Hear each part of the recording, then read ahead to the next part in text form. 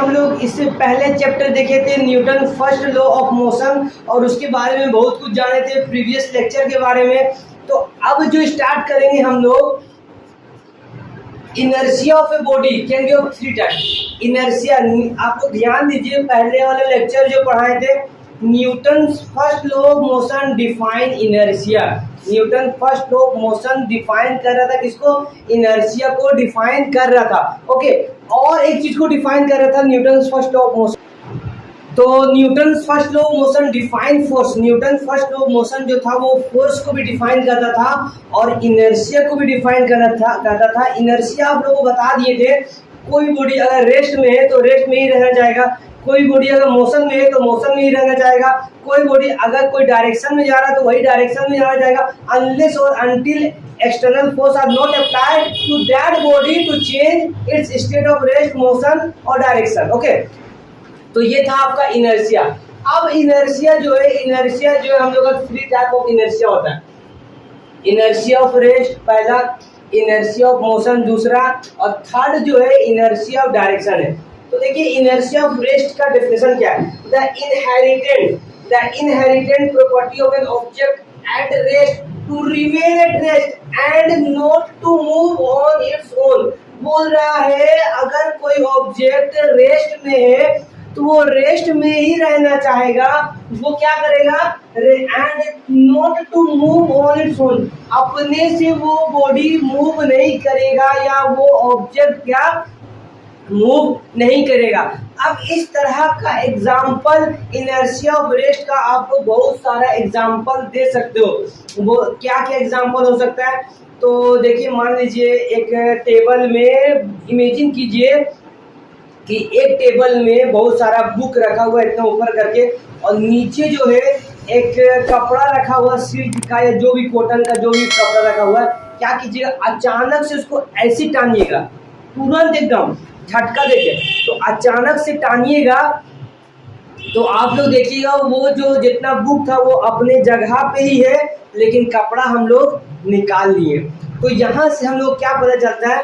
कपड़ा जो लोग टाने तो कपड़ा भी तो पहले रेस्ट में था, लेकिन वो जो कपड़ा टाने, क्लोथ को टाने, तो वो मोशन में आ गया, लेकिन वो सारा बुक क्या था? रेस्ट में था और रेस्ट में ही था और वो अपने जगह में ही रह गया, चेंज नहीं है उसका जगह। ठीक है, और बहुत सारे एग्जाम्पल आप लोग खुद दे सकते हैं, जैसे कि एक कारपेट हो गया। कारपेट में मान लीजिए बहुत सारा गंदा है, मतलब डस्ट है उसमें। ठीक है, मान लीजिए यही कारपेट है, एज्यूम कर लीजिए ये कारपेट है, और हम क्या किए? एक स्टिक लिए और क्या किए? ये कारपेट में मारे हम ऐसे। ध्यान दीजिए, ये कारपेट में ऐसे जैसे मारे हम तो क्या हुआ?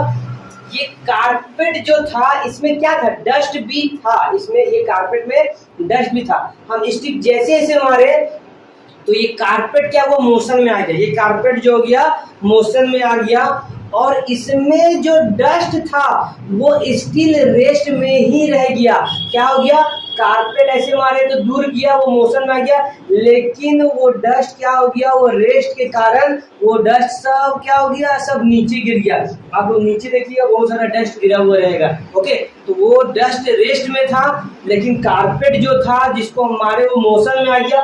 वो कारपेट दूर गया और डस्ट अलग हो गया वो कारपेट से, और डस्ट अलग नहीं हुआ, डस्ट जो था वो अपना ही जगह में था।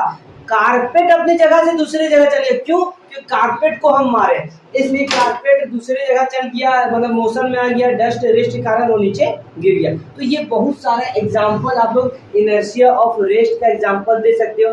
एक और एग्जाम्पल सोच लो, मान लो आप लोग बस में बैठे हो और बस जो है वो चल रहा है, नहीं बस मान लीजिए रुका हुआ है। आप लोग बस में इस तरह बैठे हुए, आपका पैर जो है वो बस का फ्लोर में रखा हुआ है, और बस जैसे चलना स्टार्ट हुआ तो हम लोग का जो बॉडी है वो क्या हो गया? ऐसे चला गया। ठीक है, क्यों चला गया पीछे? क्योंकि बस जैसे मोशन में आया तो हम लोग का पैर भी क्या हो गया? मोशन में आ गया। लेकिन क्या पैर मोशन में आया? लोअर लोअर पार्ट, बॉडी का लोअर पार्ट मोशन में आया गया, लेकिन अपर पार्ट जो था वो स्टिल आर इन रेस्ट। ये रेस्ट में होने के कारण झटका इसे हम लोग को लगा। ओके, तो ये बॉडी जो था रेस्ट में था और पैर जो है वो मोशन में आ गया, क्योंकि बस जो है वो मोशन में हो गया, तो पैर बस से टच था, बस का फ्लोर से टच था, तो पैर मोशन में आ गया, लेकिन अपर पार्ट जो था वो रेस्ट में था, जिसके कारण पीछे चला गया। तो ऐसा ऐसा एग्जांपल आप बहुत सारा दे सकते हो। इसी को कहते हैं इनर्शिया ऑफ रेस्ट, मतलब जो बॉडी रेस्ट में है तो वो रेस्ट में ही रहना चाहेगा।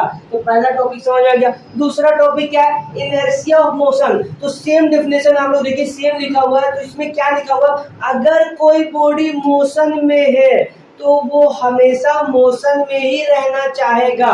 तो कुछ एग्जांपल मोशन का आप लोग बता दीजिए। तो आप लोग बोलिएगा सर, जैसे कि एक बस मोशन में रहता है सर, तो कोई भी आदमी उसे कूदता है तो वो गिर जाता है, बहुत ज्यादा चोट लग जाता है सर। तो ये कैसे हुआ? तो ध्यान दीजिए, बस चल रहा है, बस मोशन में, हम लोग बस में है, मतलब हम लोग का पूरा बॉडी क्या है अब मोशन में, सिर्फ पैर ने, बस चल रहा है तो पूरा बॉडी चलते हुए, हम लोग का पूरा बॉडी क्या है? मोशन में। अब ये चलते चलते अगर कूदता है ऐसे, ठीक है, कूदा तो क्या, पहले सर नीचे आया, हाथ नीचे आया, क्या नीचे आया?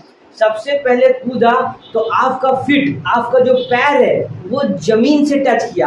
अब ध्यान दीजिए, जमीन से टच चल, जमीन तो रुका हुआ है, जमीन थोड़ी ना चलता है, जमीन रुका हुआ रहता है। तो जैसे पैर जमीन से टच किया तो हम लोग का बॉडी जो मोशन में था, तो पैर जो है हम लोग का लेग जो है, फीट जो है वो फ्लोर से टच किया, रोड का फ्लोर से, तो लोअर पार्ट जो है रेस्ट में आ गया और अपर पार्ट जो था वो मोशन में ही था, जिसके कारण बहुत ज्यादा इंजर्ड या चोट लग जाता है। तो लोअर पार्ट टच होने के कारण रेस्ट में आ गया, लेकिन अपर पार्ट मोशन में ही था, कूदे था, तो वो चोट लग गया। उसी तरह आप लोग बहुत सारा एग्जांपल इनर्शिया ऑफ मोशन का अपने से दे सकते हो। Inertia of direction, inertia of direction का क्या हो जाएगा? सेम है, अगर कोई बॉडी कोई डायरेक्शन में जा रहा है तो वो डायरेक्शन में ही रहना चाहेगा, वो अपना डायरेक्शन खुद से चेंज नहीं करेगा, वही इनर्शिया ऑफ डायरेक्शन। अब मान लीजिए हम एक ड्राइवर है, हम स्टीयरिंग पकड़े हुए हम चल रहे हैं, ठीक है, मान लीजिए हम चल रहे हैं, अचानक से हम क्या करेंगे? बस को टर्निंग, एक शार्प टर्न आया, शार्प मतलब तीखा, तीखा मतलब खाने में तीखा नहीं, तो तीखा मतलब मोड़ उसको बोला जाता है। तो इस तरह से जैसे मोड़े हम लोग, तो जैसे आप लोग ध्यान दीजिएगा, बस इधर मोड़ते हैं हम लोग तो जितना पैसेंजर बस में बैठा वो सब ऐसे हो जाता है, इधर मोड़े सब ऐसे चलिए। मतलब क्या? मतलब सारा पैसेंजर इधर हो रहा है, मतलब क्या? मतलब वो पैसेंजर जो था और बस जो था तो एक सीधा डायरेक्शन में जा रहा था, तो सभी एक डायरेक्शन में था, मतलब सब एक डायरेक्शन मेंटेन कर रहा था। और हम अभी क्या बोले? इनर्शिया ऑफ डायरेक्शन का मतलब सब अपना डायरेक्शन चेंज नहीं करेगा जब तक एक्सटर्नल फोर्स अप्लाई नहीं होगा। तो हम लोग जो जा रहे थे, जो डायरेक्शन में हम लोग जा रहे थे, तो बस अचानक से टर्न लिया तो हम लोग तो सीधा ही डायरेक्शन में रहना चाहेंगे, लेकिन बस जो डायरेक्शन चेंज किया उसके कारण हम लोग इधर ऐसे हो गए। ओके, तो ये आप लोग अब इससे बहुत सारा एग्जांपल आप लोग निकाल सकते हो। तो अपने से आप लोग को एग्जांपल लिख लेना या डेफिनेशन आप लोग लिख दिए। चलिए इसको आप लोग कॉपी में उतार लीजिए, हम लोग नेक्स्ट टॉपिक देखते हैं। तो चलिए अब हम नेक्स्ट टॉपिक देखते हैं, मोमेंटम, जो कि हर एग्जाम में पूछता है इसके बारे में, मोमेंटम के बारे में। तो मोमेंटम क्या होता है वो सबसे पहले जानेंगे। मोमेंटम कुछ नहीं होता है, सिर्फ सिंपल सा फॉर्मूला याद रखना आप लोग को। अब मोमेंटम का डेफिनेशन आराम से आप लोग लिख दोगे। मोमेंटम क्या होता है? मास इनटू वेलोसिटी। तो क्या लिखा हो? प्रोडक्ट ऑफ, आप लोग याद नहीं रहेगा तो आप लोग ऐसे भी लिख सकते हो, product of mass into velocity, this is known as momentum. वही हम डेफिनेशन यहाँ पे आप लोग लिखे, the momentum of a body of a mass, mass को m से डिनोट किए, ट्रैवलिंग विद वेलोसिटी v। एक क्या है? देखिए, the momentum of body of mass m, कोई बॉडी है इसका मास m है, कोई मास से m, ट्रैवलिंग वेलोसिटी, ये जा रहा है एक वेलोसिटी v का वेलोसिटी से जा रहा है, is given by the product of its mass and velocity. तो मोमेंटम क्या हो जाएगा? मोमेंटम जो हो जाएगा मास इनटू वेलोसिटी, यही मोमेंटम है। और इसी का जस्ट डेफिनेशन, इसी के बारे में ये डेफिनेशन भी बोला जा रहा है मोमेंटम का। तो आप लोग को ये सिर्फ फॉर्मूला याद रखना और इसी से ये डेफिनेशन आप लोग बना देना। Momentum is defined as product of mass and velocity. Product मतलब इनटू होता है, मास मतलब मास, वेलोसिटी मतलब वेलोसिटी। इसको हम लोग मोमेंटम को p से डिनोट करते हैं, मास को m से और वेलोसिटी को v से। तो यहाँ मोमेंटम का डेफिनेशन निकल गया। अब यहाँ पे क्या होता है, मोमेंटम जो है वेक्टर क्वांटिटी होता है। वेक्टर और स्केलर आप लोग बताया गया है पहले ही, वेक्टर क्या होता है, स्केलर क्या होता है। और इसका SI यूनिट जो होगा वो kg मीटर पर सेकंड। ये SI यूनिट कैसे आया kg मीटर पर सेकंड, तो आप लोग देखिए ध्यान दीजिए, यहाँ पे ये मास है तो मास का यूनिट क्या हो जाएगा, केजी हो जाएगा, और इनटू और वेलोसिटी क्या होता है, गति हमेशा किसमें आता है, मीटर पर सेकंड में, तो मीटर पर सेकंड। ये हो गया इसका SI यूनिट। और अगर S ऊपर चल गया तो ये माइनस ऊपर आ जाएगा, तो दोनों सेम है, सिर्फ S को ऊपर कर दिया तो ये आपका क्या है, SI यूनिट है। अब यहाँ से ध्यान दीजिए आप लोग, momentum P is equal to mass into velocity. अब देखिए ये मास अगर बढ़ गया तो mass momentum is directly proportional to mass, momentum is directly proportional to velocity. तो momentum directly product of mass का है, वेलोसिटी का है। अब देखिए अगर कोई गाड़ी का मास बढ़ा हुआ है तो उसका ज्यादा मोमेंटम होगा। कैसे, क्योंकि वो गाड़ी का मास ज्यादा है, तो मास ज्यादा है तो मास डायरेक्टली प्रोपोर्शनल है, मतलब ये बढ़ेगा तो ये भी बढ़ेगा और ये घटेगा तो ये भी घटेगा। तो मास जब ज्यादा हो गया तो मोमेंटम भी उसका ज्यादा हो गया।